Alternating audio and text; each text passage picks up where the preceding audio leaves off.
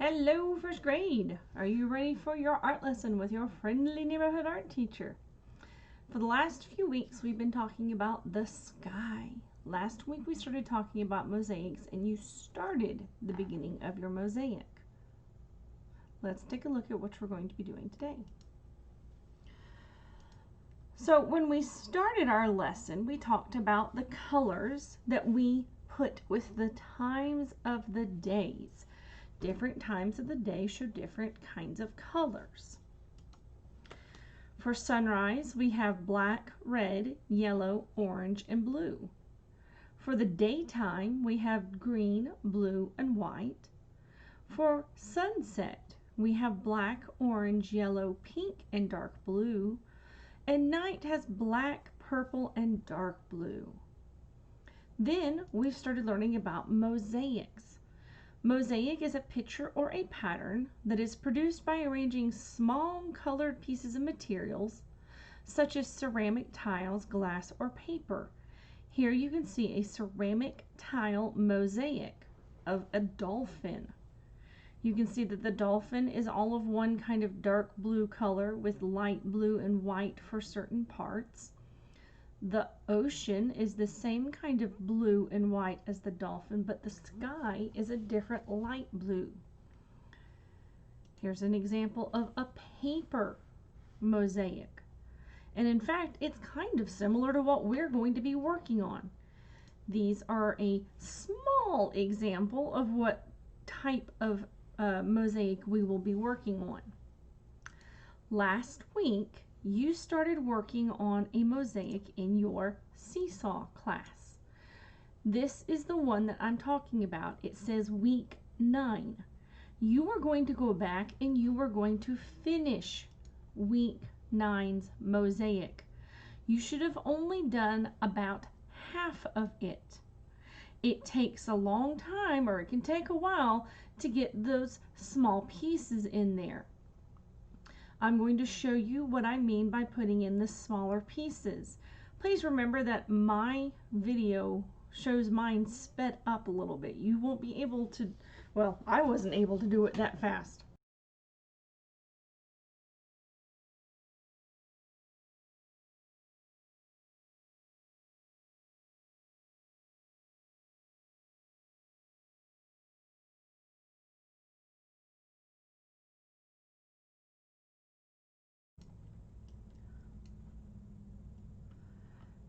Now you're going to see here that even though I use the squares a few more times, I have to change to using triangles.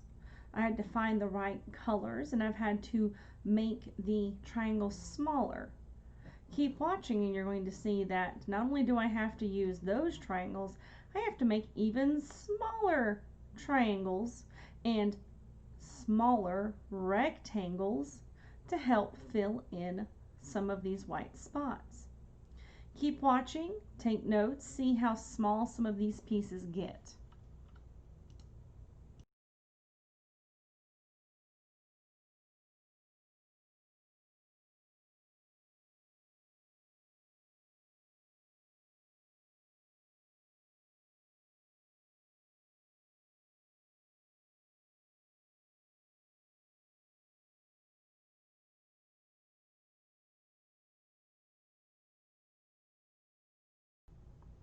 When you are done, you will have a finished, you will have a finished product.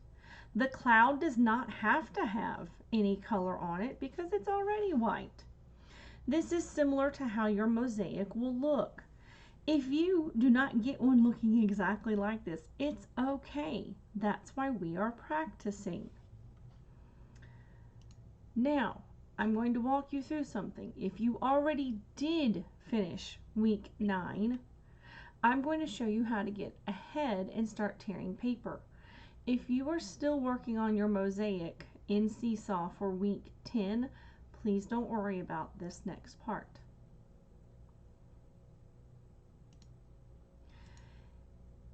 If you finished, you can start by getting your paper ready for the mosaics. If you can visit the Google form on this page, and I will put it in your Seesaw assignment as well. It will help me know what kind of mosaic, well, paper mosaic supplies that you have. So, one of the things you're going to need the most for a paper mosaic is paper. It can be construction paper, or you can take a regular piece of paper and you can color it. And I'm not going to sit here and color the entire thing because that will take too long. But you can color your paper until you have a whole sheet of blue paper. It can be this kind of paper. I'm going to keep using my construction paper because it's a little bit easier to see. You're also going to need a Ziploc bag or something that closes to make sure that you're not losing your pieces. This next part is for any parents that are listening. If they can keep their paper in a Ziploc bag, it really will help, and I apologize for the amount of small pieces of paper that might start moving, that might be in your child's working area. Another thing that you can use is if you have any magazines or newspapers that your parents say it's okay, you can start to use, or you can find things that are blue in those and start to use them. Now, I'm going to show you what I mean by getting paper ready. Before we start that, I'm going to see, does anybody know what that is? That's a penny. Do you know what that one is? That's a dime. When you tear pieces of paper, you want to make sure that the pieces you are tearing stay the same size as a dime or a penny. No bigger than the penny, but not any smaller than the dime. Now, is that bigger than the penny and the dime? Yeah, that is. So I'm actually going to take that and I'm going to tear that one even smaller. And look, ta-da, great size. That one is a little big, but it still works. So you want lots of pieces of paper that come out to be about the same size. Let's see if I turn off that light. Will that help? Oh, it helps a little bit. Oof, that color looks terrible though. So let's see. Yeah. Not helping anything? No, not really. Sorry. Well, you know it's blue paper. So you're going to keep tearing and making sure that your sizes don't get much smaller than a dime. But you don't want them to be bigger. This is one of the problems I've had with kids making their paper in the past. They do pieces that big. That's way too big.